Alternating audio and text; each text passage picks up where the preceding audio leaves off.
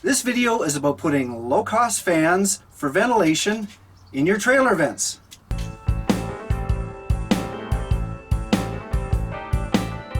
Being that I travel in warm areas or just during midday sun, it's nice to have some kind of ventilation. And before, I was only using these little fans. This is just like a little $8 fan you get at Walmart. Not very effective, but they did run on 12 volt, which is what I use when I'm off the grid. I knew there was other alternatives. I think the one everybody knows about is the fan-tastic fan.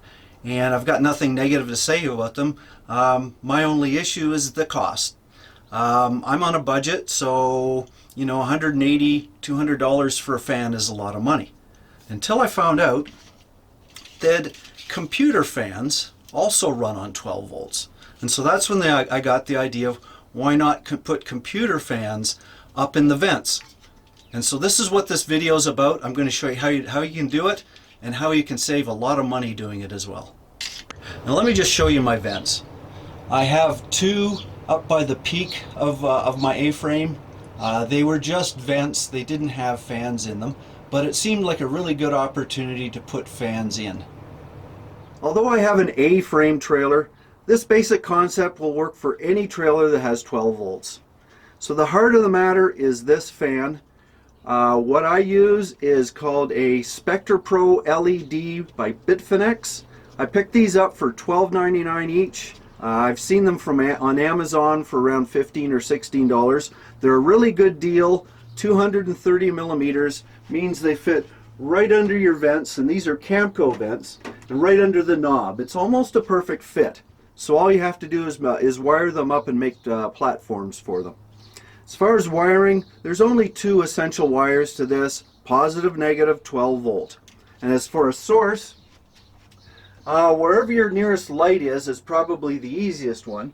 You could just run it up the wall into either your one or two vents. But what I picked is I've got them going down the side, and they go to the leads on my furnace. And then I have a controller here that controls both my furnace and my fans. So here's my controller, which I'll describe in detail in another video, but you can just simply use an on-off or toggle switch wherever you want to locate it. So now you know the basics. Let me go into the garage and I'll show you how I fit these into my vents. So here's a very basic parts list of what you'll need. You'll start off with either one or two 9-inch computer fans, 22 gauge electrical wire, nuts, washers, and bolts to hold it together, 2.5mm or 1/8" plexiglass, a toggle switch, and white duct tape. Remove the 4 bolts and the vent knob so you can take out the lower part of your vent. This is the bottom of my vent I took out of the trailer. It's actually a Camco vent because the original A-liner ones were destroyed in wind. I've cut a piece of plexiglass. I think it's about 1/8" plexiglass, just a used piece I had kicking around. I made it 13 inches by 13 inches and just cut a couple little notches in there.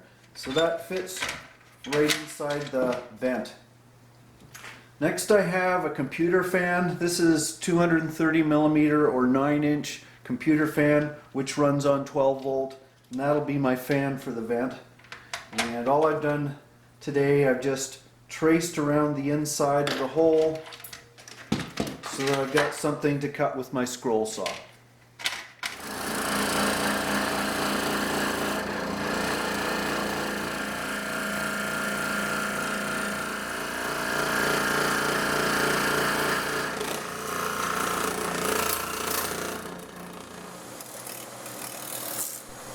I also used a rotary drum sander on a drill press to refine the edge of the hole.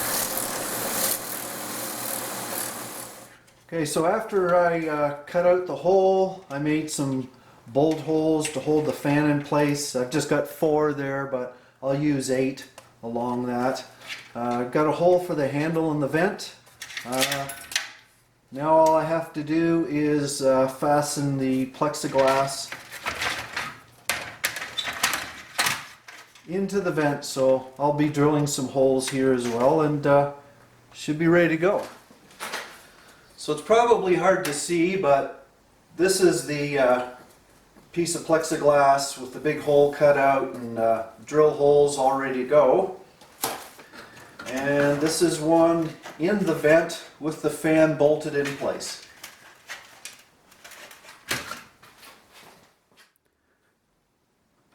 To make the lower vent housing go back into the frame, you need to cut a hole and groove for the wires. Next, pull the wires through the hole in the housing.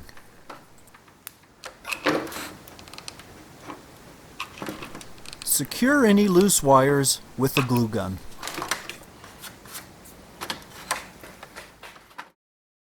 With wires secured, you're ready to install. So now that I have the fans in the vents, the biggest challenge is I've got to put these up simultaneously.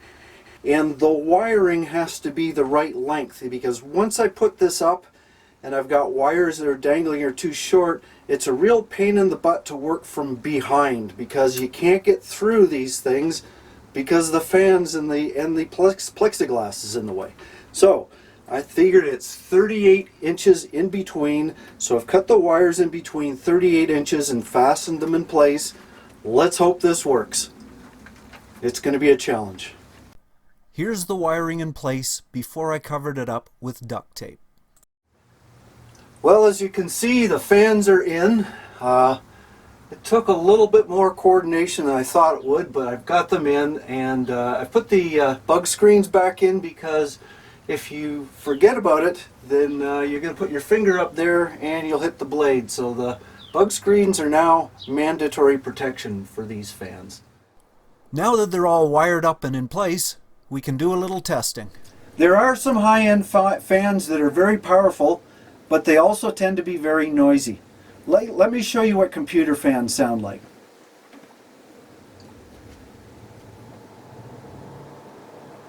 There. You probably hear a little bit of a low hum, but it's really not disturbing, especially at night. And I've got two fans going, not just one. It's actually quite quiet and peaceful. There's probably more noise outside than there is from these fans. Okay, so I'm just going to do this manually. This is the window open and there's a little bit of a breeze coming through, but let me just hit the fans on. 1, 2, 3. You can see how much of a difference those two fans makes. That's a pretty good stream. I'm going to turn them off again, and then it just settles right down. So the two fans definitely make a difference. So you might be thinking, well, if I'm only spending about the 10th of the amount of money on fans, is there a compromise? And yes, there is, and it's in the CFM rating. I know the big RV fans are typically about 930, 940 CFMs. This one's about, with the two combined, is about 315. So it's a third of the maximum power. But when you have a small trailer like me, it's like, well, I really don't need a lot of super heavy flow rate out of my fans because I've got a small trailer. So for me it works perfect. I'd rather just spend a few dollars than a few hundred. So the downside is you don't have that maximum flow rate, which I don't need. But on the good side, I also don't have to mess with my vents much. The existing vents I've got in here are fine. I don't have to rip them out, put new ones in and reseal and all that stuff. All I'm doing is adding little plexiglass platforms so that I can fit the fans in. And that's a big advantage. So I'm saving money, it's easy install, and they work great. One last thing, I never did explain what that red button was for. So there's one more little bonus I got when I chose computer fans for my vents. And that you can see when it's late at night. So you're ready to sleep, you need a nice cool breeze, press a little button, and you have mood lights as well. Red's supposed to be great for sleeping, so red lights, little cool breeze, you'll be in dreamland in no time. Fantastic, eat your heart out. Well, that's it for this video. I hope you enjoyed it. Please check out my other videos as well, and happy camping!